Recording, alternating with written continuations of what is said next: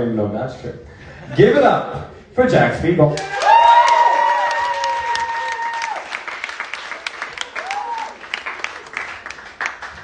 Thank you for everyone for coming. That is a tough act to follow. But thank you everyone for coming. For people on Instagram Live, hello, there's 5 people and it's all my family. Hi. Hope you guys are doing well. Speaking about Instagram recently added a new feature where with the click of a button, you can repost anything that you see. Awesome feature if you want to post a recipe. However, I'm human, you guys are human. We get inappropriate content from time to time. I am deathly scared that I'm going to repost something like that. And I'm scared because I've seen that happen. I'm scrolling through Instagram when all of a sudden I see a post with the caption that says, "How many times a month does a man need to have physical intimacy?"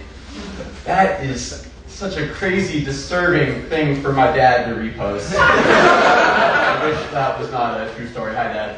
You could have just DM'd that to my mom instead of sharing it with his 56 followers. That would save us all the hassle. No, but like, I'm scared. What if one day I repost OnlyFans content or something like that?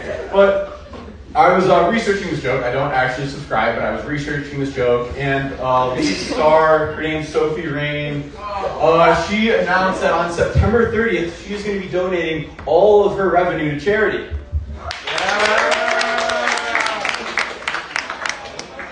Do you guys think Elon would give me service hours for jerking off? I was talking to my accountant. He said I could get a tax write-off for buying an OnlyFans subscription.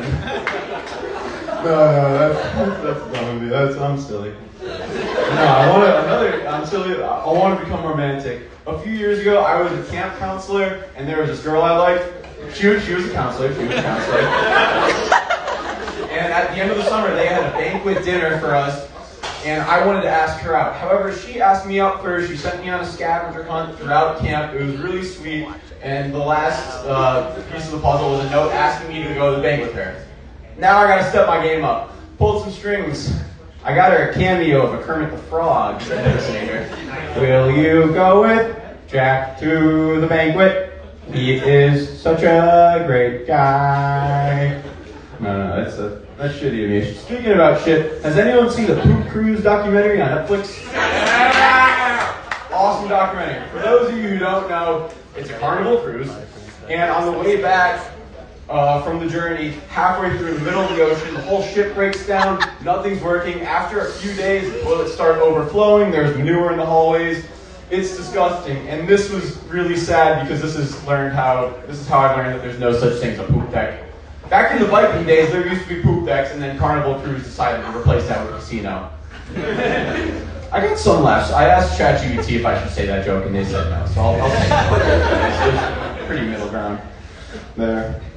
Football's on tonight. I appreciate anyone skipping the Bills-Dolphins game to be here. One of the cool things about football is fantasy football. One of the great things about fantasy football is that for your team name, you'll take a player on your team, and you'll make a pun out of that name. I got Brock Bowers on my team. He's the tight end of the Raiders. My team name, Bombardio Brockadillo. Anyone here play fantasy football? Woo!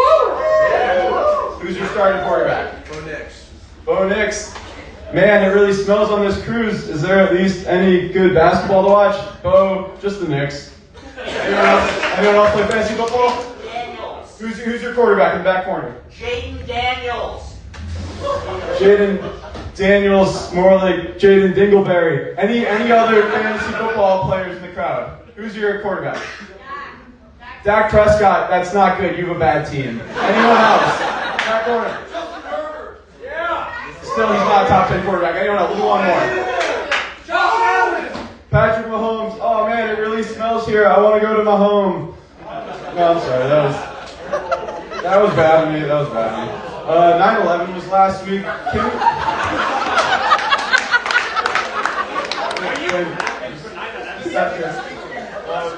You guys thought so.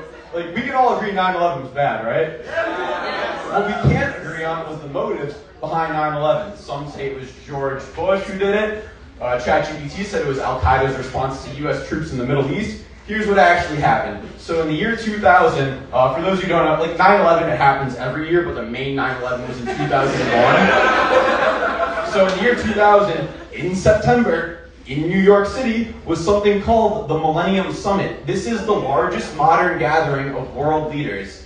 George Bush goes up to the mic. He's like, hey guys, before we start doing politics and shit, let's do an icebreaker. Let's get to know each other. You're going to say your name, what country you represent, your years in office, and let's do a fun one. How about you say what animal you want to be? Hi guys, my name is George. I'm from the US of A. This is my first year as the president of the state, and if I could be any animal, I would want to be a golden retriever because they're really happy. Pass Mike. Hey guys, my name is Vlad, short for Vladimir. I'm the president of Russia. This is year number 3 for me, and I would want to be a tortoise because they live for 200 years. Pass Mike. Hey guys, my name's Osama, short for Osama bin Laden. I'm from Al Qaeda. This is my 13th year in power, man. Time really does fly. And if I could be any animal, I would be the northern cardinal because it's a red bird, it's beautiful, and it can fly. George Bush grabs Mike like, gosh, what a stupid answer. Don't you know that the northern cardinal's infamous for mistaking itself in a mirror? What are you, like, flying into windows or something? Why aren't you laughing? Okay, so before I go, I'm kind of curious of the gender makeup in this room. Can all the guys please raise their hand? Okay, interesting. You can put your hands down now. Can all the ladies in the room please raise your hand?